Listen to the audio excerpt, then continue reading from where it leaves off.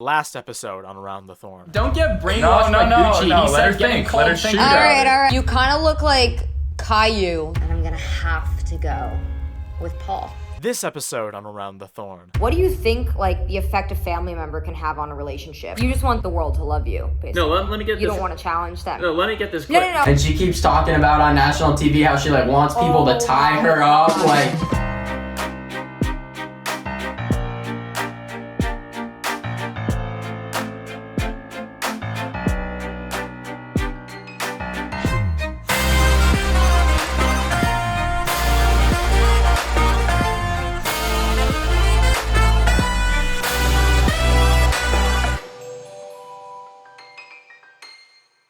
Hello, everyone. My name is Caroline, and I am a senior at Syracuse University.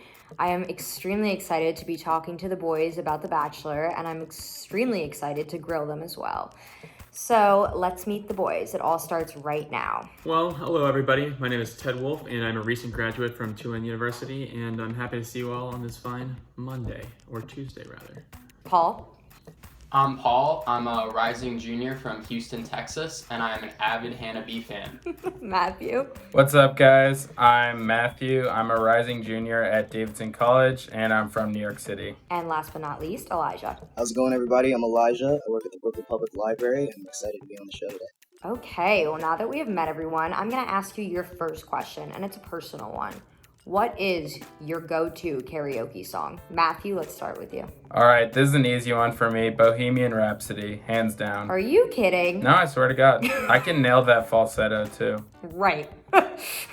Paul? Bohemian Rhapsody is like, that's a lot going on. When I'm doing karaoke, like, I'm just trying to like get in the moment. Breaking Free by High School Musical might be a cliche choice. An absolute bop. Like, you can just let that song rip. Okay, Troy Bolton, I see. Elijah? I gotta say, Don't Stop Believing. It's a great song for a duo, and I could belt the shit out of that. I feel like people really like to sing that song. It's a good song. Plus, I know you said you didn't like Glee, but I'm a sucker for that show, I gotta say. Not the biggest Glee girl, but I respect your choice. I gotta be honest with you. And finally, Ted. My go-to karaoke song is a tough choice. You got some obvious choices there, like "Don't Stop Believin'" and Bohemian Rhapsody, but I think I'm gonna have to go. I'll go Beauty and the Beat. Justin Bieber and Nicki Minaj. Are you gonna rap the Nicki verse, or are you gonna chicken out? Oh, you know what? I'm probably gonna chicken out, I thought so. but it's a classic teenage bop, and I'm all here for it. So. Yeah, well, I'm gonna put you to the test on that one. Watch out. Okay, well, now that we have met everyone, I think it's time for our first round, which will be a cocktail party. Let's talk about Desiree's brother for a hot second, because he's batshit crazy.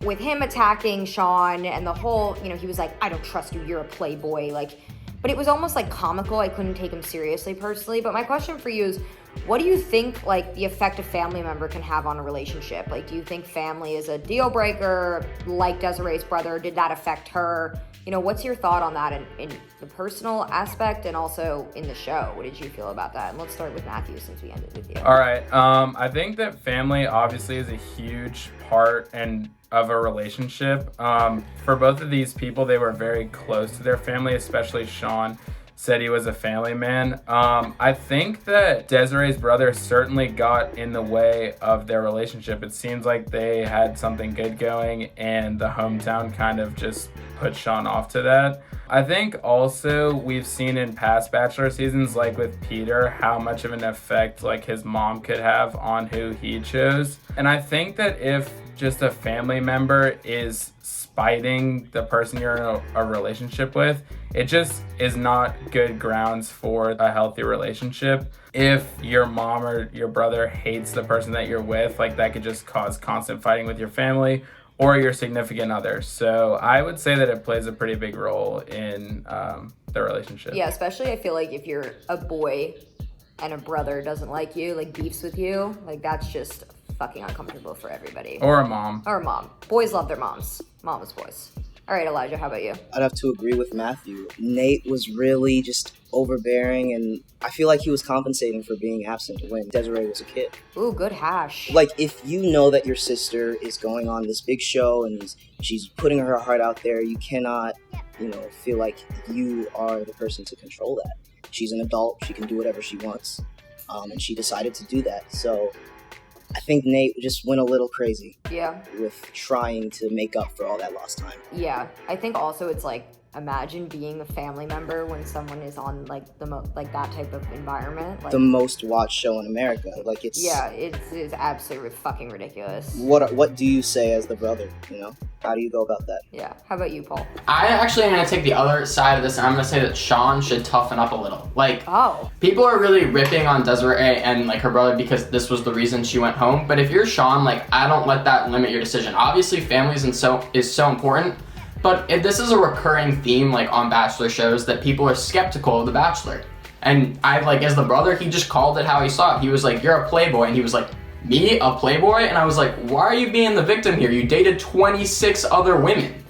Like, what do you, like, at the same time, what do you mean you're not? Oh, he's coming for Sean's throat. Yeah, so I'm like, what do you mean you're not a playboy? So, like, I think, yeah, like, that should hurt a little bit if you're Sean, but, like, I think it's your job as someone in The Bachelor, and the reason they have hometowns is, like, the hometown is for them to sell themselves on you, but, like, you should also sell yourself to them. Like, if any good family should be skeptical of someone that went from dating, like, 26 women to like 1 or 2 in 4 months. He's also just like, Sean is so vanilla. It's so boring to listen to him talk. I just hate He was really like, talk. if you were anything like out of the normal, like not vanilla, he was like, you're gone. He's like, he's like Ken, and he just wants Barbie. He doesn't care about being like interesting or fun. Yeah, I totally agree. Like, I think that he should have stuck around a little longer, like seen the whole situation and fought a little more. All right, let's hear from Ted.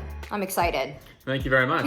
You know, I think in this situation, in this Bachelor context, where you have such a expectation at the end of this that there's going to be an engagement, you know, proposal, marriage, all that stuff, in the very near horizon, that you, if you're chosen at the end of this, are going to be becoming part of somebody's family, and the Bachelor or the Bachelorette in, you know, the Bachelorette franchise is going to become part of the other person's family. And I think it's very important that you really screen for that to see if you can fit into the other person's family and they can fit into yours, because if it's not the case, it's going to cause a very toxic and unsustainable relationship. I also think in regards to the brother Nate, as a lot of other people said, he was kind of absent, and all of a sudden he has all these cameras in his face, and I think he definitely might have even felt the need to, I guess, perform or put on a show, maybe because the pressure of the cameras in his face and just to show he really is there for Desiree. And the other thing is, correct me if I'm wrong, but I think Paul said that, you know, Sean needs to toughen up, he shouldn't be, you know, scared of their brother or whatever. But also, you know, he's got 3 other women there at this point whose families he fits into a lot better. And even though he might really have these strong feelings for Desiree... You're rambling. You're rambling, and you're boring me, so... I think I'm ready for a rose ceremony. I think I feel pretty confident. Unfortunately, one of you I'm gonna have to send home because I only have 3 roses in my hand. I know that this can be a really hard emotional time for all of us, indeed. My first rose is gonna go to Elijah. Will you accept my rose? Thank you so much. Yes, I will. I will accept your rose, Caroline. Thank you. Thank you. The second rose, I'm gonna have to give to Ted. Caroline, thank Although you annoyed me. You know what? That's fine, and I just can't wait to show more of myself to you and, you know, to really go down this Prove path yourself, together. yeah. Prove myself to you. I'm here for the right reasons. I only have 1 rose left, and there's 2 of you. Boys, this has been a fun time, but I'm gonna have to say goodbye to Matthew. Well, thanks for having me, Caroline. It was a blast, and good luck to all of you in the next round. We'll miss you. Have a good Pleasure to get to know night. you, Matthew. Take care. That's a tough one. I mean, put myself out there and got burned. Happens to me every time, but just gotta keep putting myself out there and see if someone accepts that. So, Paul, will you accept my final rose? I will. I was scared there for a second. I scared you? Yeah, I wasn't ready to go home yet. I'm glad. All right, we're rocking and rolling. How does everyone feel? Good. Relieved? Definitely. Yeah. You know, I feel relieved, but I'm just definitely ready to prove myself in this next round. I don't know, man. I'm starting to feel like I can win this. We're having a group date now. And we're gonna talk about everybody's favorite eyebrow girl. Tiara. My baby.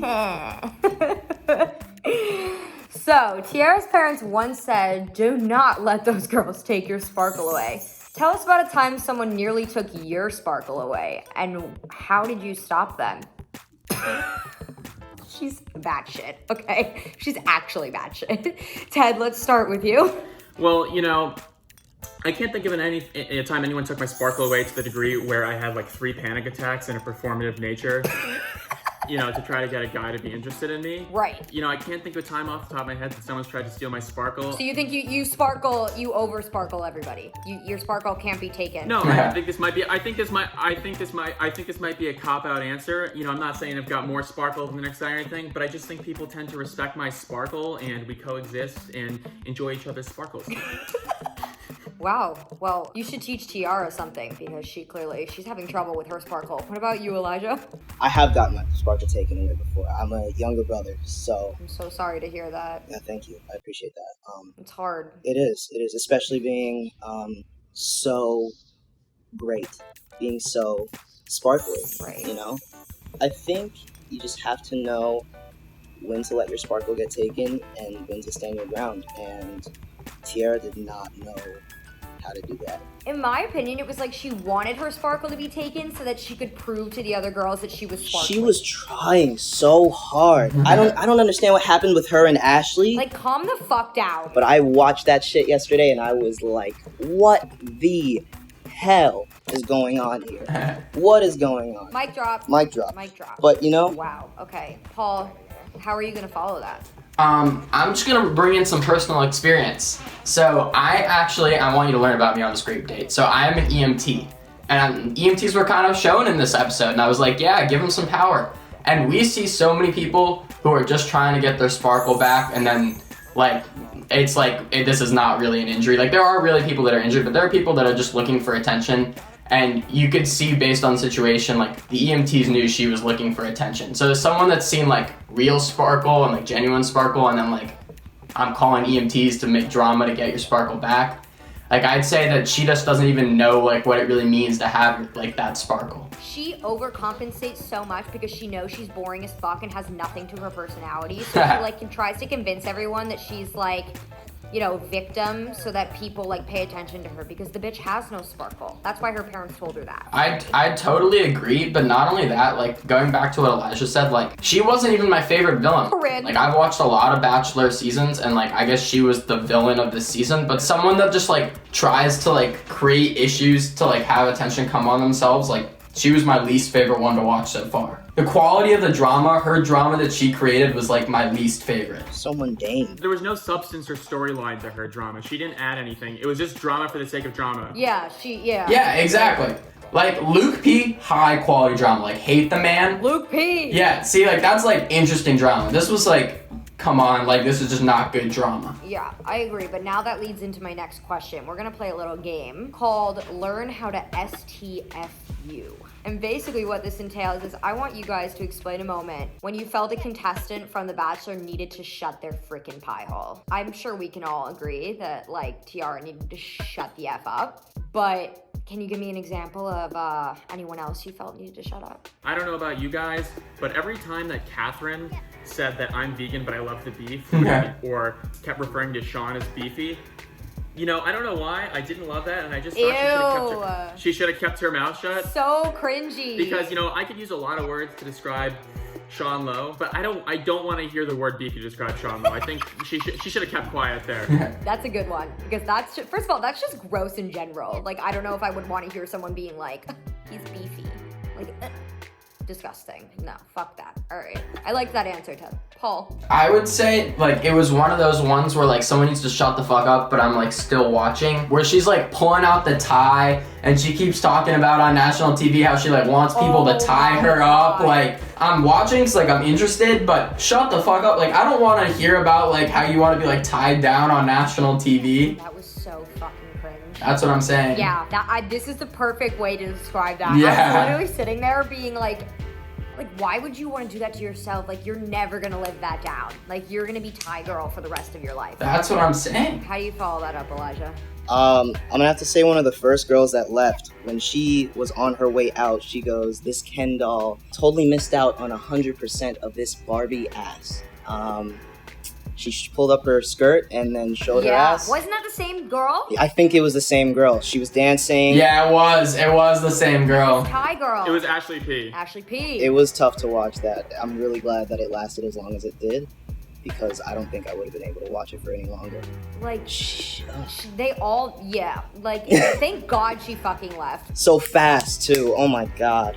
Imagine if she had stayed, because, like, she clearly was in it for, like, the publicity stunt. She wanted to be the Corinne type. Yeah. I would have really liked to see her go head-to-head with Tiara. With Tiara, yeah, you're right. That would have been good. I'm kind of surprised they didn't make her stay because of that. Yeah, that would have been funny. But she already had so many conflicts already with the other women. She was having so much. She asked for that cot. I mean, to sleep in a cot. Like, come on now. She already had so many problems. I think it's interesting to note, though, that with all these gimmicks, you have to consider, I think this season came out in 2013, early Instagram, before people would go on the show to get followers, before they knew they could get promos. So these people weren't going on here thinking like, oh, I'll be ridiculous and I'll get a bunch of followers out of this. No, they still get like magazine deals and like... All right. But the incentive is lower. I don't know if I agree with that, because yes, they didn't have like TikTok, Instagram, all of that, but like these bitches knew what they're doing. Like they're going on TV. They're going on national TV. Not only did she know what she... All right, let him talk. Let Ted talk. I'm just saying there's like a lot less of an incentive to be ridiculous than there is now. Because now you go on The Bachelor, you be ridiculous, you're off night one, and you get a fuck ton of followers, and you get all sorts of like sponsorships. Deals, but like blah blah blah. Like back then, like you'd be famous for a while, and like you'd be like, you might look ridiculous and get like a few like magazine deals or that. There was a lot less of an incentive back then for you to just become known for the sake of becoming known than there is now. Like Bachelor world is so much different because of Instagram. She really knows what she was doing though, because it's 7 years later and we're still talking about it. Like, this was a publicity stunt. Oh, for sure. Okay, all right. Let me.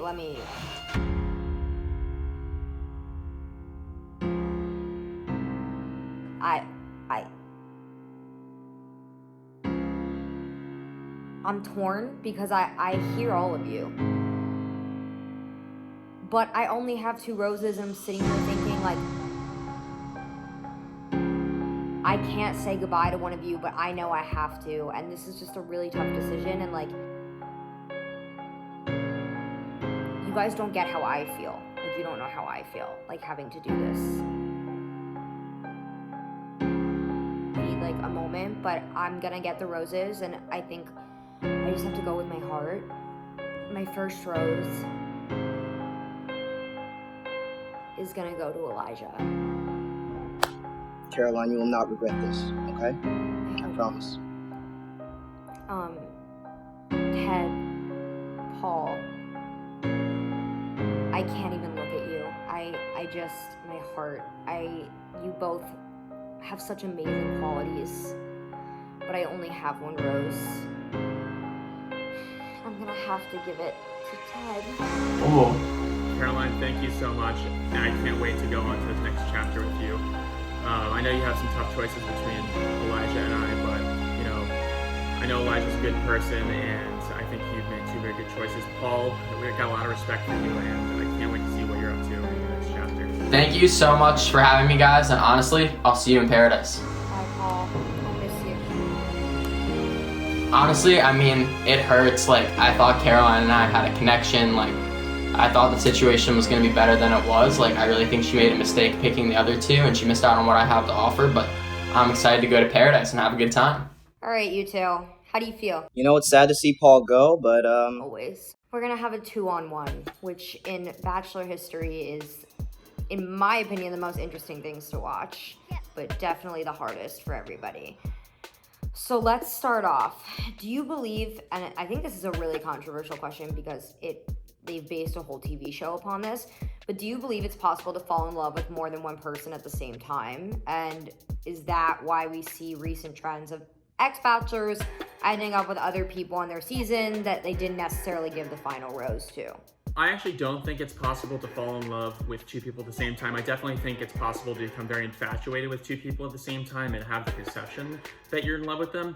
But I really think that these bachelors, you know, say Pilot Pete or Ari, who have had these conflicts, or especially Ben Higgins, who told both Joel and Ben was such a mess. Lauren that he loves them. Like, I don't think he actually felt that he loved, both of them. He was just infatuated with both of them and was confused.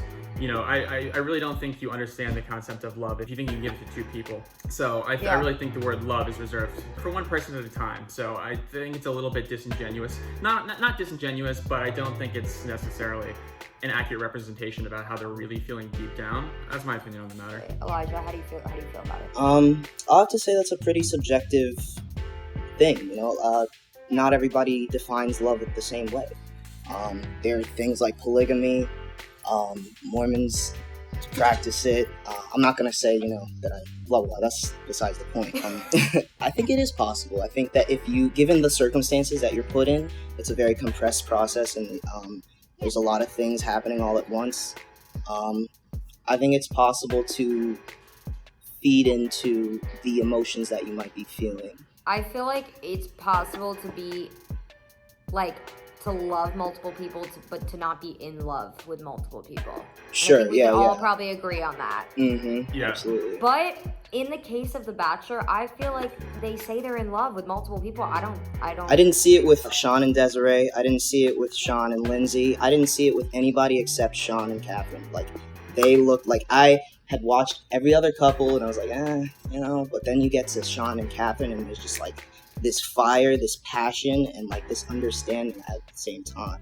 Going off that, if you were a contestant on The Bachelor and you were eliminated and that person ended up asking you on a date in the real world, would you accept the date, or would you say fuck this guy, or fuck this girl, screw her, she pretended to love me and she didn't? But I'd go out with her. Because you have to give that person the benefit of the doubt. We're on a show. We're playing a game. Ted?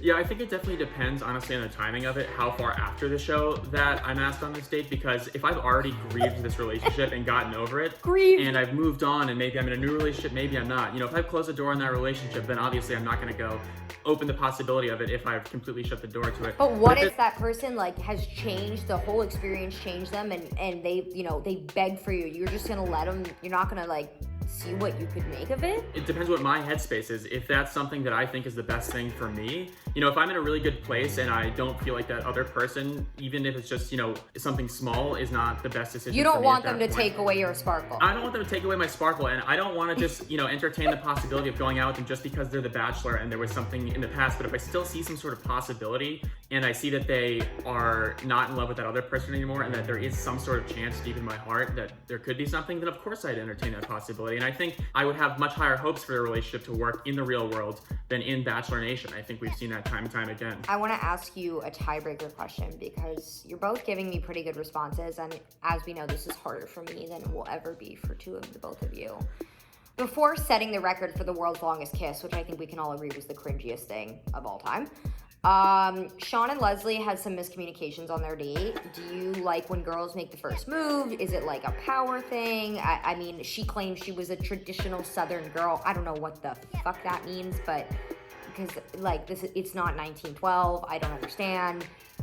But how do you feel about it, Ted? Let's start with you. So honestly, I've kind of undergone a paradigm shift in this. When I was in prior to going to college, I don't know why I was very freaked out by women making the first move. I don't know why. It's this weird psychological thing. Now that's changed. Now I don't really care who makes the first move.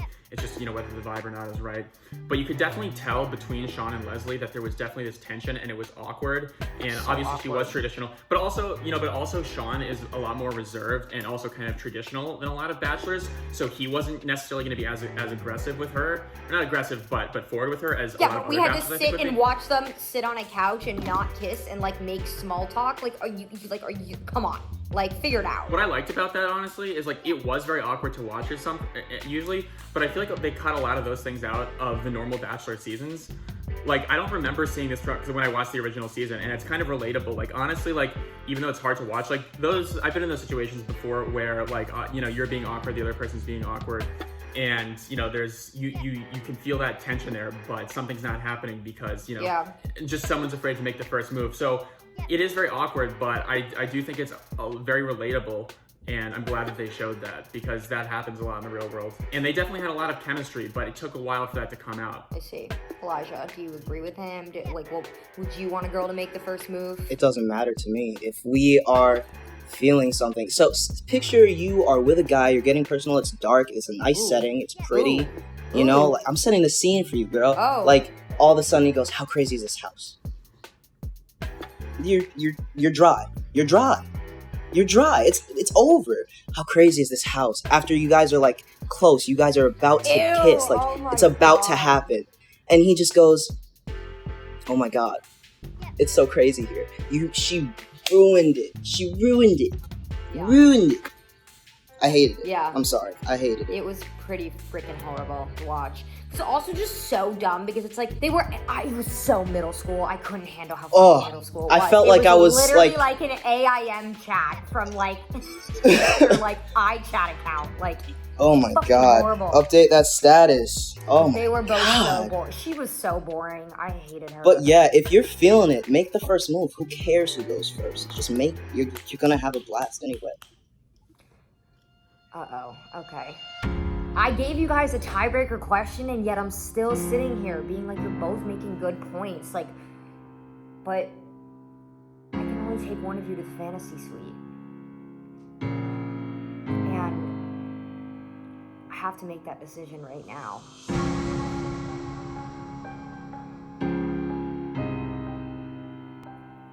And I think I'm gonna have to go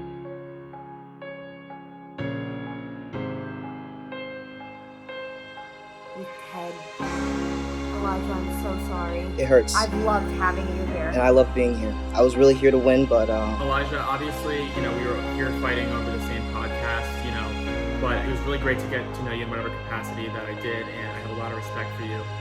And I really hope that we can stay friends after this, even though it might be awkward. Wow. You know, I really have a lot of respect for you. you as well, Ted. I wish you the best of luck in the fantasy suite. Hey, thank you so much, Elijah. Thank you so much, Elijah.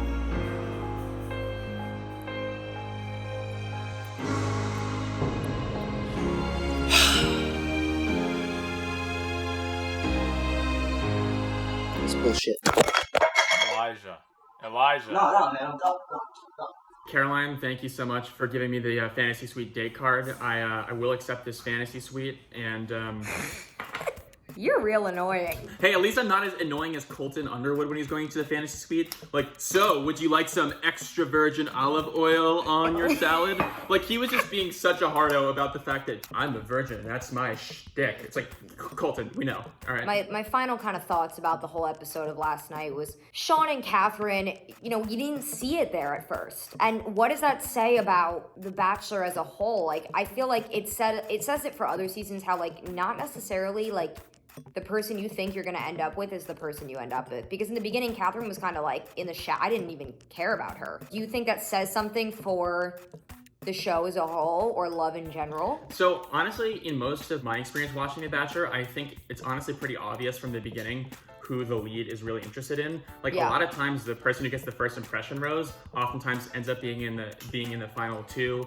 and oftentimes ends up getting chosen. I feel like it's so, like, who's the prettiest, who's the most outgoing. Like, I feel like the best people sometimes get booted off for not being, like, the most ridiculous. Sometimes they do, and you know, look at Becca's season. Grocery Store Joe kicked off, you know, the first episode, and look at him now. He, you know, people loved him. He's a superstar, king of paradise. Right. You know, obviously things didn't work out with him and Kendall, but I mean, you can't discount people from the first, you know, on the first night.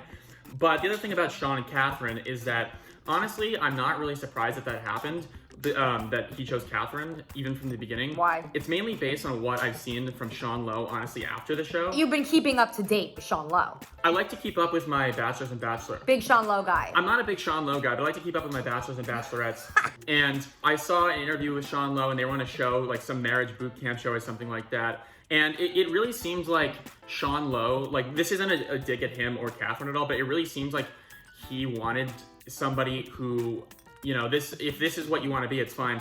You know, to each their own, but like Sean really wanted to take the lead in the marriage. Like, it just didn't seem too 50-50 to me. We said this earlier, it's very old-fashioned, very kind of... Yeah, and Catherine often complains that, like, she didn't really have a lot of friends of her own. Like, the only social interaction she ever got was with Sean's parents, and Sean was out there kind of, like, socializing and this and that. Ew, that's gross. I'm sorry. Fuck that. If that's Catherine's choice, if that's how she wants to do it, you know, that's the beauty of being, you know, an independent woman in, you know, in today's society, you know. Oh, wow. Okay, progressive. Well, I'm just saying, you know, if that's the lifestyle you want to choose, then that's great.